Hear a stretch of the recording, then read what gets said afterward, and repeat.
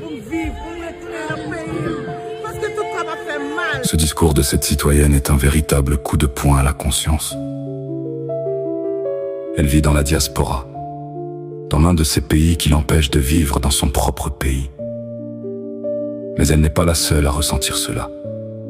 Les Haïtiens vivant dans la diaspora souffrent en silence depuis de très nombreuses années.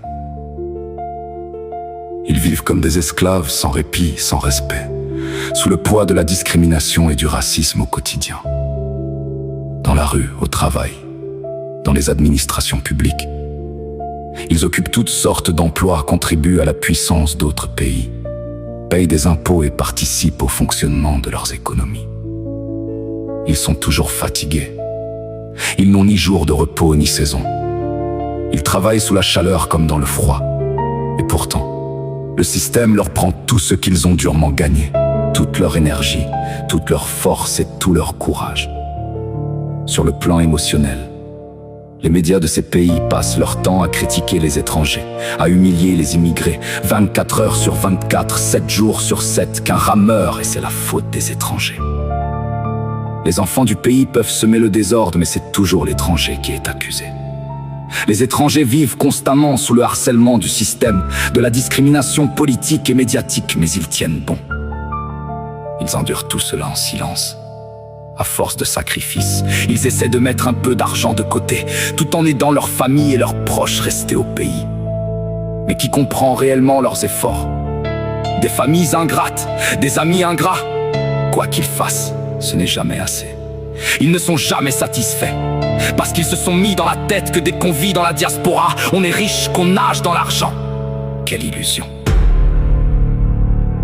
Quand la diaspora envoie de l'argent, certains le gaspillent. Ils vont s'amuser, faire la fête, boire du clairin. Ils n'ont aucun projet, ne cherchent pas à apprendre un métier pour devenir autonomes, et malgré cela, si vous ne les aidez pas, ils parleront mal de vous, vous attribueront toutes sortes de défauts comme si la diaspora leur devait tout. Voilà la souffrance de ceux qui vivent à l'étranger.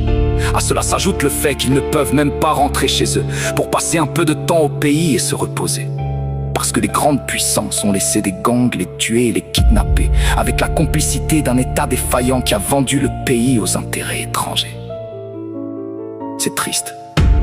Cela fait mal jusqu'au plus profond de l'âme. On nous humilie chez eux et on nous empêche de vivre chez nous. Sous nos yeux, les richesses de notre pays sont pillées. Pourtant, je refuse de croire qu'Haïti ne compte pas une seule personne compétente. Oui, je refuse de croire que tous les Haïtiens, les jeunes, les universitaires, les professeurs, les pasteurs, les politiciens, les femmes et les hommes soient incapables. Je continue de croire que c'est délibéré, que c'est par méchanceté, que c'est par criminalité. Car les Haïtiens ne descendent pas d'imbéciles.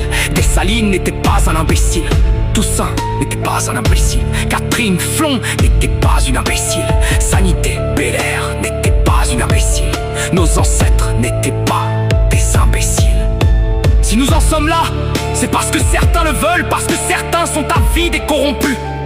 Je ne sais pas d'où viennent ces défauts, mais je vous le dis aujourd'hui. Vous êtes de grands criminels lorsque vous contribuez à détruire votre propre peuple au profit des étrangers, au profit des Blancs. À cause de vous, les Haïtiens vivant en Haïti comme ceux vivant dans la diaspora souffrent. Ils vivent chaque jour avec une angoisse permanente au ventre. Mais hélas, ni les politiciens haïtiens, ni les étrangers qui participent à la destruction d'Haïti pour s'en emparer n'ont de cœur. Ils ne sont pas humains. Nous ne savons même plus jusqu'à quand cette souffrance prendra fin.